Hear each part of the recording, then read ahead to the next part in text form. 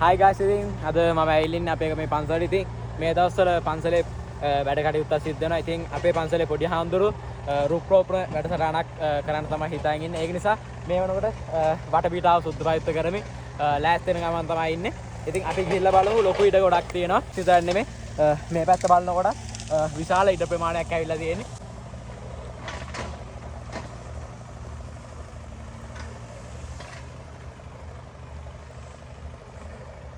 ඉතින් මේ කැලෑව ඔක්කොම සුද්ධ කරලා ඉවරනාට පස්සේ අපි මේ භූමිය වල පළතුරු පැල වගේම ඖෂධ පැල තවක් නොඑක් ගස් වර්ග හිටවන්න සූදානම් කරලා තියෙනවා.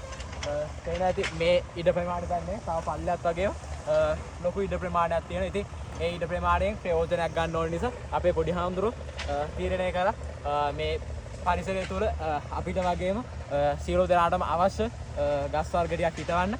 ඒ නිසා ඔයාලටත් ආරාධනා කරනවා පුළුවන් විදිහට උදව්වක් කරන්න කියලා. ඔයාලගේ උපන්දිනයක් හෝ තවත් විශේෂ දිනවලදී ඇවිල්ලා මේ පැල හිටවල වල අපිට උදව්වක් කරන්න පුළුවන්. එහෙනම් ආරාධනා කරනවා ඔයාලා හැමෝටම ඇවිල්ලා පැලයක් හිටවල අපිට සහයෝගය දෙන්න කියලා. ඉතින් ඔයාලට පේනවා ඇති පල්ලෙහා වගේම උඩ පැත්තේ විශාල ඉදි ප්‍රමාණයක් ඇවිල්ලා තියෙන මේ වෙනකොට මේ හැමතැනකම පළතුරු ගස් වගේම ඖෂධ ගස් වටින කියන හැම ගහක්ම අපි හිටවන්න ප්ලෑන් කරලා තියෙන මේ වෙනකොට. ඉතින් ඔයාලට පේන ඇති මේ වෙනකොටත් පන්සල් වත්තේ පළතුරු පැල හිටවලා තමයි තියෙන්නේ. ඉතින් අපි සූදානම් වෙලා ඉන්නවා ළඟදීම දවසක ගන්නෝරු කුසිකර්ම දෙපාර්තමේන්තුවට කියලා පැල ගේන්න. ඒ වගේ තමයි ඔයාලගෙනුත් ඉල්ලනවා එක පැලයක් හරි ගෙනල්ලා මේ පරිසරය සුන්දර කරන්න, ලස්සන කරන්න අපිත් එක්ක එකතු වෙන්න කියලා. එහෙනම් ආරාධනා කරනවා ඔයාලට ඇවිල්ලා අපිත් එක්ක එකතු වෙන්න, පරිසරය සුන්දර කරමු, ලස්සන කරමු. ඉතින් අපි සූදානම් වෙලා ඉන්නවා මේ සතිය ඇතුළත හෝ ඊළඟ සතිය ඇතුළත ගන්නෝරු කුසිකර්ම දෙපාර්තමේන්තුවට ගිහිල්ලා නිරෝගිමත් පැල සවන් වලින් පැල අරන් ඇවිල්ලිවලා මේ භූමිය තුල හිටවන්න.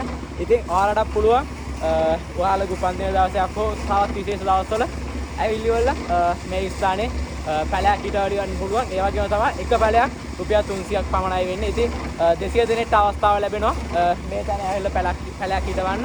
ඉතින් ආරාධනා කරනවා ඔයාලට ඇවිල්ලා මේ පරිසරය තුල පැලයක් හිටවලා යන්න කියලා. එහෙනම් අදට සතුරු ගමනාන්ත අපි වීඩියෝ එක නවත්තනවා. එහෙනම් ජය වේවා හැමෝටම.